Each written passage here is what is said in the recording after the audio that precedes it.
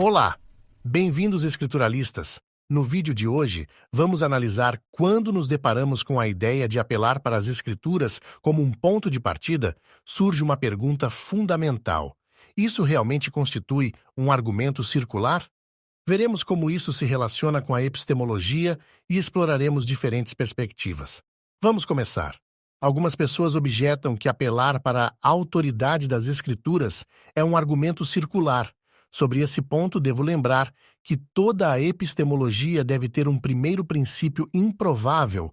Os empiristas positivistas lógicos apelam para os sentidos mesmo sendo falaciosos. Os racionalistas escolhem arbitrariamente uma das leis da lógica, ou todas elas. Assim, o cristão não está sendo incoerente, nem ilógico, pois a lógica clama por um primeiro princípio com mais conteúdos que ela e que a contenha dentro de suas proposições. Esse princípio é a palavra de Deus. Sobre isso, o Dr. William Gary Crampton, em An Introduction to Christian Philosophy, na página 60, afirma: todo sistema filosófico deve ter seu ponto de partida, que é axiomático, isto é, não pode ser provado. Ele é indemonstrável. Se fosse provável ou demonstrável, então não seria um ponto de partida. Axiomas, porque são axiomas, não podem ser deduzidos a partir ou provados por teoremas anteriores. De acordo com o Dr. Gordon Clark, o sistema filosófico cristão começa com a palavra de Deus. Esse é o axioma. A Bíblia somente é a palavra de Deus. A Bíblia tem um monopólio sistemático sobre a verdade. O próprio Dr. Gordon Clark se referia ao seu sistema como dogmático, pressuposicionalismo bíblico e racionalismo cristão. Com muita frequência, encontra-se oposição a tal ponto de partida. Isto, dizem os críticos, é um argumento circular. Isto é, ele assume o que deve ser provado. Como alguém pode dizer que ele crê que a Bíblia é inspirada e, portanto, verdadeira, devido ao fato de que ela faz a reivindicação de ser inspirada e verdadeira, e então dizer que ele crê na reivindicação porque a Bíblia é inspirada e verdadeira? A pessoa não tem que provar primeiro que a Bíblia é a palavra de Deus? Segundo, a réplica ad hominem à crítica é que todo sistema deve começar com um axioma indemonstrável. Sem tal postulado, nenhum sistema jamais iniciaria. Argumento circular, nesse sentido livre ou amplo, não é uma característica única do cristianismo. Ele é a situação na qual todas as filosofias e teologias se encontram. Se alguém pudesse provar as proposições de que a Bíblia é a palavra de Deus, então a proposição não seria o ponto de partida. Haveria algo antes do ponto de partida, o que é um absurdo. De acordo com a Escritura, não há simplesmente nenhuma fonte de verdade superior ou anterior à própria autorrevelação de Deus. Como declarado pelo autor de Hebreus, pois, quando Deus fez a promessa a Abraão, visto que não tinha ninguém superior por quem jurar, jurou por si mesmo.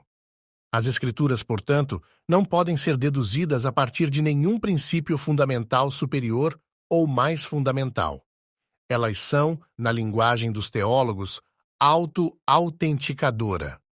Uma pessoa deve aceitar a revelação especial de Deus como axiomática, ou não há nenhum conhecimento possível de forma alguma. Um ponto imediato, tocando tanto a epistemologia como a teologia, é a impossibilidade de conhecer a Deus de outra forma, senão por revelação.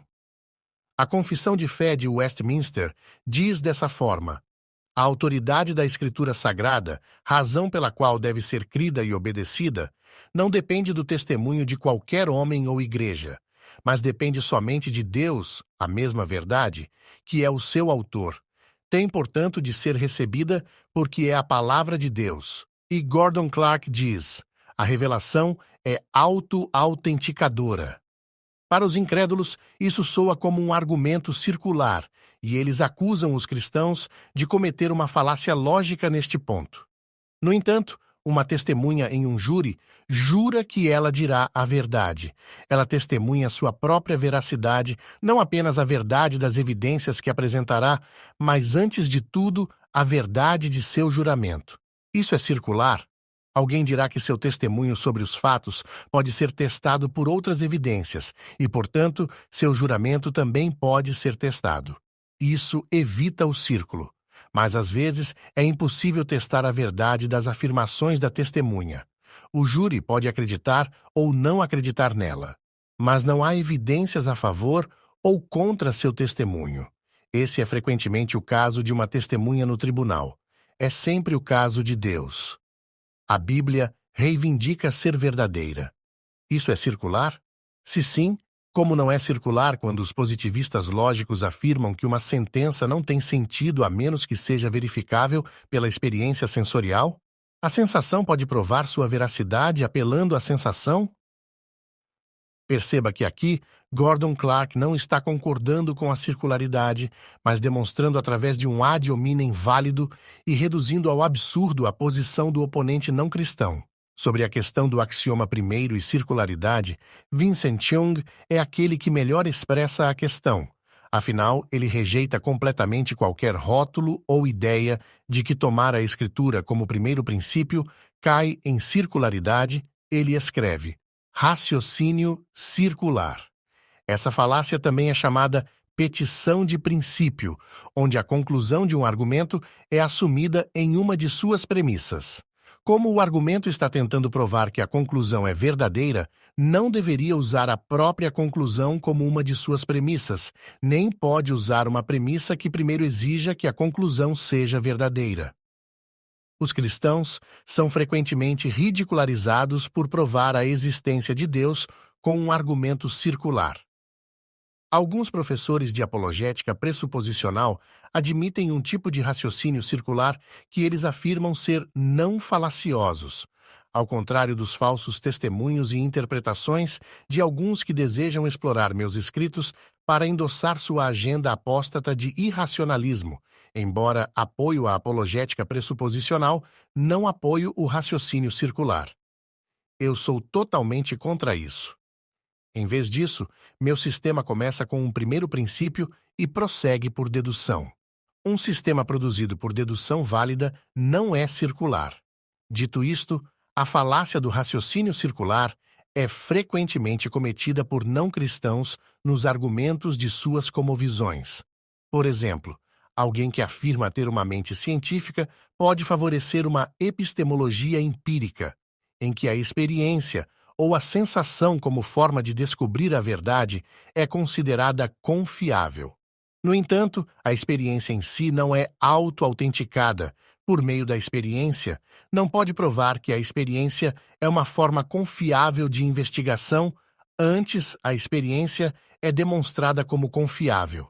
Se alguém ainda não demonstrou que a experiência é confiável, ele não pode usar a experiência como teste para verificar se a experiência é confiável. Para fazer isso, torna o raciocínio em um círculo vicioso. Mas esse pensamento falacioso permeia pensamentos dos não-cristãos. Por outro lado, dentro da cosmovisão cristã, um Deus onipotente e onisciente revela a verdade para nós por revelação verbal. Deus, sendo o que é, autentica suas próprias afirmações. Como diz a Escritura, ele não pode jurar por ninguém maior. O conteúdo do nosso primeiro princípio, isto é, toda a cosmovisão cristã, contém o elemento necessário para torná-la auto-autenticadora, enquanto o empirismo e outras teorias seculares não o fazem, pela impossibilidade do contrário.